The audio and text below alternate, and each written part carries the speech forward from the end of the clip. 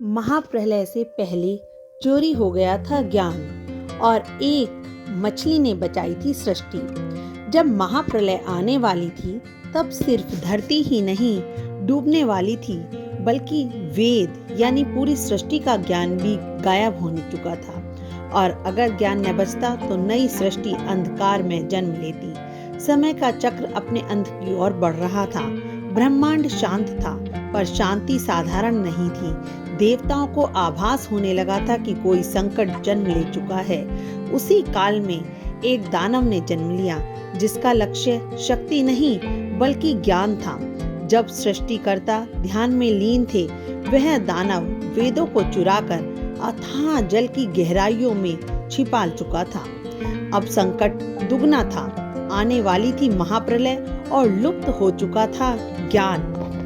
जिस समय वह दानव उन वेदों को चुराकर अथाह जल में छुपा रहा था, उसी समय ब्रह्मा योग निद्रा में मग्न थे और सभी ज्ञान को उसने चारों ओर से संक्षिप्त कर उठाया और उन्हें समुद्र की गहराइयों में सभी वेदों को, पुराणों को, सबको छुपा दिया था। उस समय सिर्फ पृथ्वी पर एक आत्मा थी जो इस संकट से बचा सकती थी। वह थे राजा मनु। राजसत्ता के बीच भी उनका मन वैराग्य में था। वे नदी तट पर तप करते थे, प्रकृति के संकेतों को सुनते थे और आने वाले समय को महसूस करते थे।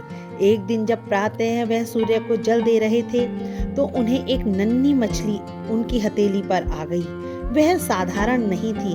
उसकी आंखों में भय नहीं, एक संदेश था। हे मनु, मेरी रक्षा कीजिए। यह दया वचन की दया से याचना कर रही थी। वह शायद वह उनकी दिव्य परीक्षा ले रही थी। राजा मनु ने मछली को अपने कमंडल में रख लिया, पर कुछ ही समय में वह बड़ी हो गई। कमंडल छोटा पड़ा, घड़ा लाया गया, घड़ा छोटा पड़ा, सरोवर चुना। वह मछली निरंतर बढ़ती जा रही थी। अब मनु समझ चुके थे यह प्रकृति का नियम नहीं है, यह कोई दिव्य लीला है। जब उसे समुद्र में छोड़ा गया तो समुद्र की लहरें स्वयं शांत हो गईं। वह मछली अचानक विराट हो उठी। उसका तेज सूर्य के समान, आकार पर्वतों से विशाल और उसके चारों ओर दिव्य प्रकाश मंडल। तभी गूंजा एक गंभीर स्वर, हे मनु, मैं कोई साधारण जीव नहीं। हे मनु, मैं कोई साधारण जीव नहीं हूँ। और उसी क्षण वह थे स्वयं भगवान विष्णु, मत्स्य अवतार। मनु ने श्रद्धा से शीश झुका दिया। भगवान ने कहा, शीघ्र ही महाप्रलय आने वाली है। जल सब कुछ अपने भीतर संभालेगा, पर एक और संकट उससे भी बड़ा है। वेद, सृष्टि का मूल ज्ञान अथाह जल में छिपा दिया गया है। यदि ज्ञान न बचा तो नई सृष्टि दिशाहीन होगी और यह केवल जीवन बचाने जितना नहीं संभव नहीं है। एक विशाल नौका का निर्माण करो, उसमें सप्त ऋषियों को स्थान दो, जीवन के बीज सुरक्षित करो और सृष्टि, समृद्धि, परंपरा, धर्म के तत्वों को संरक्षित करो। मनु ने बिना विलंब तैयारी प्रारंभ कर दी। आकाश धीरे धीरे बदलने लगा। हवा में कंपन था, जैसे प्रकृति स्वयं अंत की घोषणा कर रही हो। फिर वह क्षण भी आया। आकाश काला पड़ गया, बिजलियां गरजी, वर्षा प्रलय में बदल गई, नदियां समुद्र में विलीन हो गईं और समुद्र ने धरती को निगलना शुरू कर दिया। नगर, वन, पर्वत सब जल में लुप्त होने लगे। नौका लहरों के बीच डगमगाने लगी, पर आशा अभी जीवित थी। एक दिव्य प्रकाश महासागर में प्रकट हुआ, मत्स्य अवतार। मत्स्य अवतार ने नौका को अपने सींग से धारण किया और उसे विनाशकारी लहरों से दूर ले जाने लगी।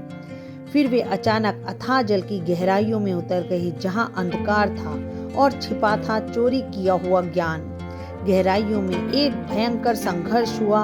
यह युद्ध शक्ति का नहीं, ज्ञान और अज्ञान का था, और अनंत दिव्यता ने अंधकार को पराजित कर दिया। वेद पुनः प्राप्त हुए। समय बीता, वर्षा शांत हुई, जल स्थिर होने लगा। सूर्य की पहली किरण जल के ऊपर चमकी। नौका एक उच्च शिखर पर जाकर ठहर गई थी।